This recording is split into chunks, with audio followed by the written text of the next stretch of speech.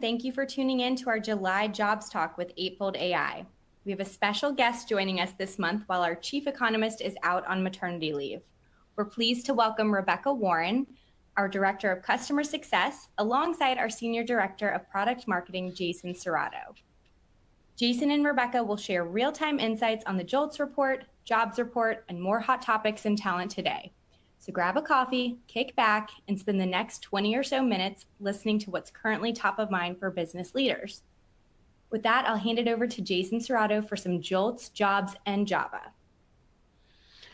Happy Friday. Here we are again. Rebecca, welcome. Thank you. Jump on in, the water's warm. The water's warm. We're so happy to have you in the hot seat. Yes, we are without Sonia this month. Out on leave, but we wish her all the best. And what she has been doing over the last few months is teaching me how to become an armchair economist. So we'll see how we do in her absence. But I'm so happy to be joined by Rebecca, who's been in this space for quite some time, and we can talk shop about all things happening in the world of jobs and HR. So just real quick to set us off, we'll see what the jobs report said. Today, it said, the U.S. economy added 209,000 jobs in June, so another report of jobs growth. But, from the trends we've seen in these sessions month by month, this is the first time that it actually came in below forecast. So the first time in 15 months that the results have come in lower than estimates. But at the same time, unemployment fell to 3.6%, down from 3.7% last month. And the labor market has now added jobs for 30 consecutive months. So, Rebecca, if you've been following along, when I've been trying to make sense of this with Sonia, it's a little bit of there's always something positive, followed by something negative, followed by something positive, followed by something a little negative. So we're always trying to make sense of this. I guess the punchline is, for good and bad, depending on where you sit, there's something working in your favor and something working against you at all times. That's right. So one of the things that we do in these sessions is we look at where the growth is coming from and which industries. And for the jobs report that we received today, the largest increase by industry was public sector, which follows some trends we saw last month, where public sector had the most significant growth in openings and job postings. So now we're seeing the hiring follow, with increases again from healthcare and construction, as well as professional services and hospitality. So as we've mentioned, we are in the middle of this seasonal surge. But enough about that. Let's kind of see what you're thinking about this as we enjoy our coffee on this Friday morning. Rebecca, how does this news hit you? Yeah, well, actually I have my water, so but I think that works just as well, right? It's interesting because as we look at what's happening in the space, a couple of years ago, and especially as folks were thinking through the pandemic, what do they really want to do, right? We've all said we want to live where we want to live, we want to work where we want to work. We saw a lot of folks that were leaving the retail and hospitality space, moving into more of that knowledge worker area, as well as a lot of folks got into recruiting. It's interesting because folks, I think everyone feels like they can be a recruiter until times are hard, and then it's not so much fun. But last year and the year before, it felt like everybody was moving into that knowledge space, moving away from hospitality, moving away from retail, doing something different. And now we're starting to see that is flipping back again, that there are less opportunities maybe for knowledge workers to work remotely. That's a huge thing that we'll talk about in a second, I'm guessing. But then we're also seeing more increases in that leisure and hospitality space. There are more folks that are moving back into retail, into hospitality. I think maybe it felt a little bit like grass was greener, like we're going to jump into a different space. Sure. But, folks, I think sometimes appreciate having a set schedule, and you work your 8 to 4, 9 to 5, whatever it is, and then you get to go home, right? And a knowledge working space, especially working remotely, you don't get a chance to shut it off as much. I think we both know that with our with our lives as well. So it's interesting to me to see that shift go back from where we saw such an increase. People could ask for any amount of money for signing bonuses. It was happening, and now it feels like it's as you said, it's kind of it's that continual movement, right? And so now it's sliding back a little bit, where we're seeing an increase in folks doing that retail, hospitality, leisure space, and a little bit less of folks looking in that knowledge worker space, which I think is super interesting.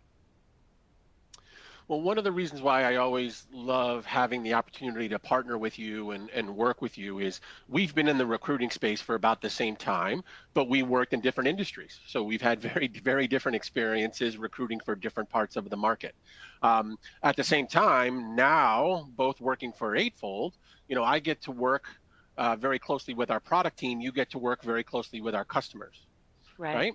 So one of the things I always love when I get a chance to talk shop with you is, what are you hearing from our customers? What are you hearing from recruiters? How are they dealing with all of these market dynamics? What's top of mind for them? Well, we've seen a lot of reduction in TA spaces over the last year. A lot of downsizing of the recruiting teams, focus going into other parts of the business. So a lot of our customers are doing more with less. We're seeing more dependence, the right word? More dependence, I guess I should say, on Eightfold and some of the automation and some of the things that we're able to help folks to do to get folks hired. But overall, it feels like there's a lot of there's a slowdown in voluntary quitting. So, before we saw lots of folks who were moving all around the country Sure. and jumping out. We're seeing less of that now. Folks are staying put a little bit more. And so we're seeing a lot of our customers focus on talent management, looking at talent planning, succession planning. How do we keep the folks inside the organization? There were, I think, some things that employers couldn't really control over the last couple of years, and now it feels like things are settling down. So a lot of our customers are starting to lean in on where are our people and how do we help them be successful inside the organization. There's always going to be that attrition where folks say, hey, I'm going to a new industry or whatever. But I think there's a lot more of interest now to say, how can we help people feel fulfilled in the organization longer than that typical 2 to 3 year spot? It's funny you mentioned that. I think it's top of mind for a lot of people. Matter of fact, I was working with a European company this morning as part of a workshop where they were looking at their existing talent and trying to understand strategies for the future, while at the same time dealing with, the disruption of generative AI and automation and how it's impacting how everyone in every function is going to do their job differently, right? So, a key theme of that workshop, it wasn't just build, buy, borrow. It was kind of build, buy, borrow, and bot, right? How do we redesign work for the future? What work are we investing in? What work are we automating? How do we get the insights and data to be able to start to make those decisions? And how do we potentially design, different versions of the future until the future becomes more clear? Right. So makes perfect sense. I can understand why you're hearing that and working with customers on that day to day. As I've traveled around the world since the start of the year, it seems to be the topic of discussion for everyone in every industry, regardless of geography. I think another hot topic that's come about in the last few months, which I think is also part of the jobs reports we've been covering, is this focus on return to the office. Right. Yeah. I don't want to say return to work because we never left work. That's right. It's this push to return to the office. And there was some stats that were shared from LinkedIn that showed, for their monthly metrics in May, 11% of their open jobs were listed as remote on the site, specifically. So that's down from how that's been handled in previous months. So the number of jobs listed as remote specifically and advertising remote has been going down, but those roles that are advertised as remote are attracting close to 50% of the total traffic for the job applications on the LinkedIn platform.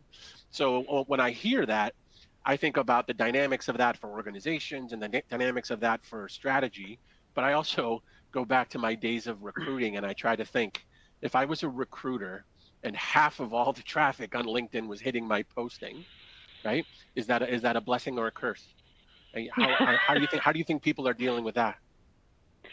Well, you know, when hiring managers in the past had been looking for folks, it was a pretty hard line of, if you want this job, you're going to have to move, right? That was relocation. Yes. was the number one thing. And I know in a previous role that I had where I said, nah, I really don't want to move. I really want to stay here. And so the hiring manager, she said, well, actually, you can live wherever you want to as long as you're in the office 9 to 5 Monday through Friday. I'm like, okay, well, right. Fine, but that really means relocation, right? And so you in the past it was more of a rock and a hard place, right? I want this job, but so I have to move. And when we moved into that remote space, I think folks really appreciated that flexibility to maybe live from, and work from the cabin, or, right. Spend time at a friend's house for a month, which we couldn't do in the past. Now this switch back to most of it is hybrid. You're hearing from some organizations like you've got to be in the office every day, but a lot of it is hybrid. I think some folks appreciate that. I have talked to some friends of mine and some of our customers where they're like, we really like to be in the office and see folks face to face, but we really only want it to be 2 days a week, right? We don't want to be in all the time. And I think what I'm hearing more than anything from everyone that I'm talking to, and I'll just call this out, right? As a Gen Xer, I have an issue with authority. I want to do what I want to do when I want to do it. And I think that's what folks are saying too. Like, if you tell me I have to be in the office 10 days a month, okay, I'll come in when I want to come in. I'll make sure my team is there. I'll organize my work to make it make sense. That feels like there's still a sense of control, rather than you've got to be in the office Monday, Wednesday, Friday, no exceptions, none of that. So I think if employers can offer that flexibility, it makes it a little bit more palatable. But I'll tell you right now, I don't really ever want to go back into an office full time. I like being able to say, hey, I'm going to fly into the home office. I'll be there next week. Like, I get to fly in, I get to spend a day or two there, but that's really on my terms. And I think that's what folks are still looking for, is that flexibility to say, I'm going to do it, but I want to do it on my terms instead of you forcing me. That feels too prescriptive. So, well, I've been working remote myself now for about 6 years, so pre-pandemic. And when I first was presented with the opportunity, or the requirement actually at the time, to work remotely, it was culture shock. Like, it was change. I was used to being in the office, right? And it was kind of a suit and tie environment, and being present, and FaceTime, and that was real FaceTime, not the app, right? That was FaceTime. That's right. When I shifted to working remotely, I built myself a backyard office. I was working with a team around the world that was hired for what they knew, not where they sat. And it was a big change, but it was so refreshing. And, before the pandemic, there was a lot of organizations that started doing this strategically to say, we're trying to find the best leaders for our organization. And it doesn't matter. It doesn't matter that they sit in Westchester, New York. Right? They could sit anywhere around the world. They could sit in EMEA. They could sit in Asia Pacific. They could sit in Europe. They could sit in the Midwest. They could be in the cabin, right? But we want them on our team, and we want the best leaders. And that was happening because talent was scarce and very competitive and hard to find. I think everything old is new again. We've been doing this so long that if you think back to the financial crisis, 2008, 2009, when people started hiring again, in the early teens, it was very hard to find people because people were underwater on their mortgage, and they couldn't move. They couldn't move. They couldn't relocate.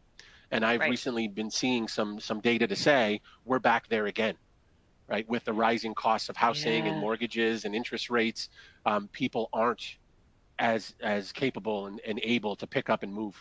So I think there's this push-pull, positive and neutral all at the same time, positive and negative all at the same time, of this return to the office strategy. There's benefits for culture, and benefits for alignment, and benefits for engagement, but there's also some things that we've benefited from around availability of talent and expanding opportunities, and being able to have work-life balance. So as is the case it's a very exciting and challenging time in HR.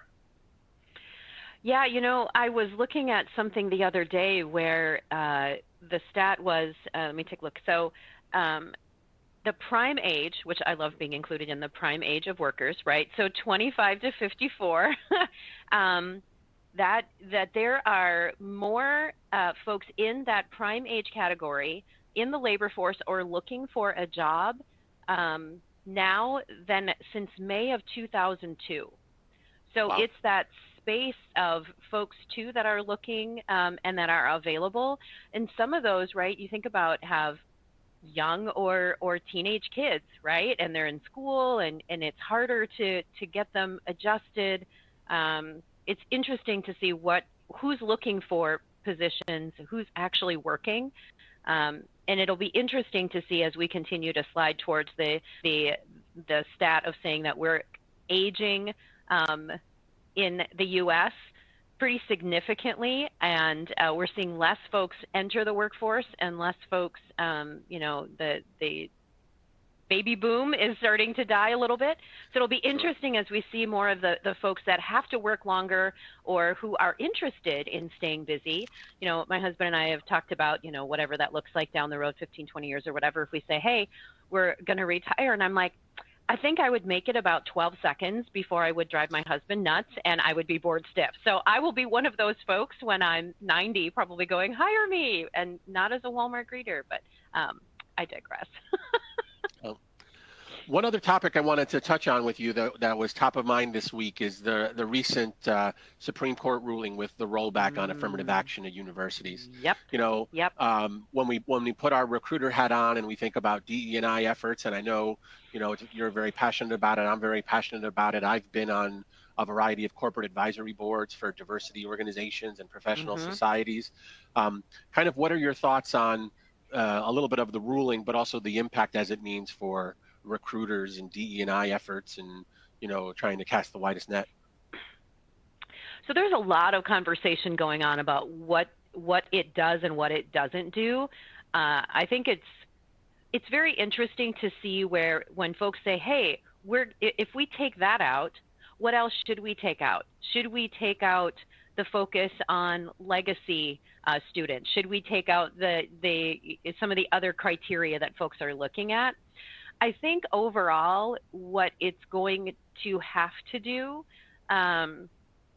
is it's going to force, I think, a lot of, especially campus or college recruiting teams, they're going to have to rethink their strategy, because when I think about when I was doing campus recruiting or looking at entry level recruiting, kind of that early careers, you're looking at your campuses because they're already pulling that diverse group, right? So you're looking at your campuses to help you get those folks into your organization, and then you help them grow and stay with the organization long term.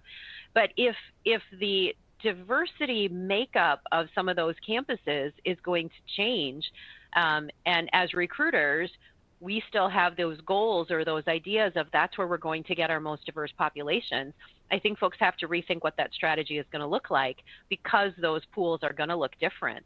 So does that mean that you go to different schools? Does that mean that you switch up that strategy and start looking at different places? Or does that mean inside your organization that you have to think differently about what those diversity expectations look like? I think it's going to be super interesting on what happens down the road and what campuses do. And what other criteria they either add in or take out, and then what organizations do in order to adjust to make sure that they're still getting the best, the brightest, but also the most diverse folks in the organization. Having led university recruiting as well, I've always said it's such a controversial topic because everyone has a bumper sticker on their car of the university they went to, and they're very proud of it, and they want you to go to recruit there. Right. So everyone has an opinion, everyone has a feeling, and it always comes down to the strategy and the data and the opportunity and the effort, right? But it's continuously evolving. So I think right now it definitely does create a potential to rethink your strategy or to look at your data differently or to, expand kind of your sources or your travels on your calendar. But right now, it's still all so early. We need to figure out how to ask the right questions because we may not know all the answers yet, but we need to know what are the right questions to be asking. But very, very, very, very top of mind. Again, another scenario that creates just this transformation and disruption happening in the HR space and the recruiting space and the talent space all at once, right? Yeah, for sure, for sure. Well, Rebecca, we love having you join us. You did such a nice job. We may ask you to do it again, so be careful. Be careful of the things you say yes to. But we always love taking a few minutes out to talk shop on these Fridays. We appreciate you standing in for Sonia. It's been a wonderful conversation. Definitely a lot of stuff happening in our industry, and with our customers and with our recruiting brethren out there, picking up the phone and smiling and dialing every day, right? That's great. But appreciate you grabbing your water and me grabbing my coffee and you giving me this time to chat this morning. Thank you so much. Always love it. Thank you so much. Back to you, Callie. All right. Thank you for joining us today. And thanks, Rebecca. As always, thank you, Jason, for sharing your insights. We hope you'll tune in again next month on August 4th for the next Jobs Talk with Eightfold AI. And we will see you next time. Thanks, everyone. Bye.